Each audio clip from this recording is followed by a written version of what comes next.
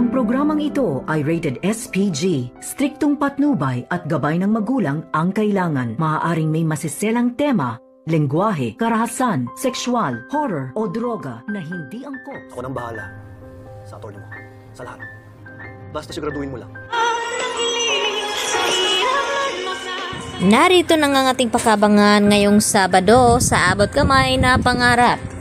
Hindi nga inaasahan ni Moira na may dadalaw sa kanya sa inaakala ni Moira na ang kanyang anak na si Zoe. Subalit nang makarating na nga itong si Moira ay nagulat ito na isang attorney nga ang kanyang nakaharap. At dito naman na nagpapasalamat itong si Moira at nagmamakaawa na tulungan daw siya di umanong makalabas sa kulungan na iyon dahil baka doon na siya matitigok. At ang sabi nga ng kanyang attorney na buti na lamang ay may isang taong tumulong nga sa kanya.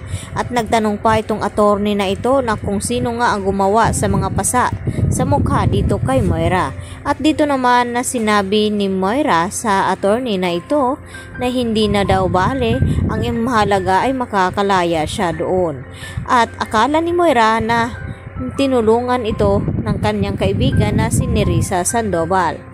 At mali pala dahil hindi naman pala si Nerissa ang nagbayad dito sa attorney na ito, kundi itong si Carlos Benitez. At nagulat itong si Moira nang biglang dumating itong si Carlos Benitez. At nagpapasalamat ng husto itong si Moira dito kay Carlos at nagtanong na kung bakit daw niya ito ginagawa.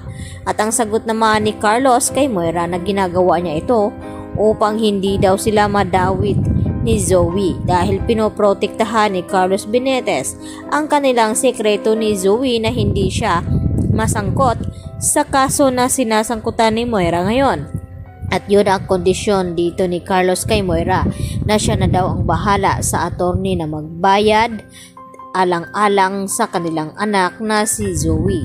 At walang kaalam-alam itong si Moira at Carlos na may nakikinig pala sa kanilang pinag-usapan.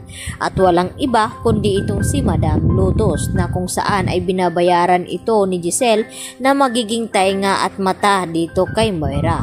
At agad naman na ibinalita din ni Madam Lotus kay Giselle na may taong gustong tumulong dito kay Moira na ilabas siya dito sa kulungan. At ipinakita ni Madam Lotus ang larawan ng lalaking ito na kung sino at doktor nga ito. At nagulat itong si Giselle nang makita ang larawan ni Doc Carlos Benitez na kung bakit tutulungan niya itong si Moirang makalabas. At agad nga pinag-usapan nilang dalawa ni Giselle na may problema nga sila, baka makapagpiyansa pa itong si Moira at makalaya. Subalit ay dito naman na binantaan ni Moira ay ni Madam Lotus itong si Moira na kung papaano kaya natapusin na niya itong si Moira nang sa ganon ay hindi na nga ito makakalabas pa at natakot naman itong si Moira. Samantala, binigyan naman ngayon ng mimo ni Justin itong si Zoe dahil sa mga nangyayari nga sa kanya ngayon at bihira na lang pumapasok at naaapektuhan ng ospital ng Apex dahil sa krimen na sinasangkutan dito ni Zoe sa kanyang ina na si Moira, kaya wala nang masyadong nagpapacheck up sa kanila dahil hindi daw dapat ang ospital na iyon na ang kanilang lapitan dahil mga masasamang tao daw ang naroon at mga kriminal. At dito ipinagtanggol ni Dr. Antonio Locke itong si Zoe dahil sa mga humusga sa kanya na wala daw itong kinalaman sa nangyaring krimen na ginawa ng kanyang ina. Yan ang ating pakatutukan bukas dahil hindi pa rin makakaligtas itong si Moira dahil sa tulong ni Madam Lotus dito nga kay Giselle. Kaya nabisto ito. Yan lang po at maraming salamat sa inyong panonood. Hanggang sa muli, maraming salamat. Bye-bye!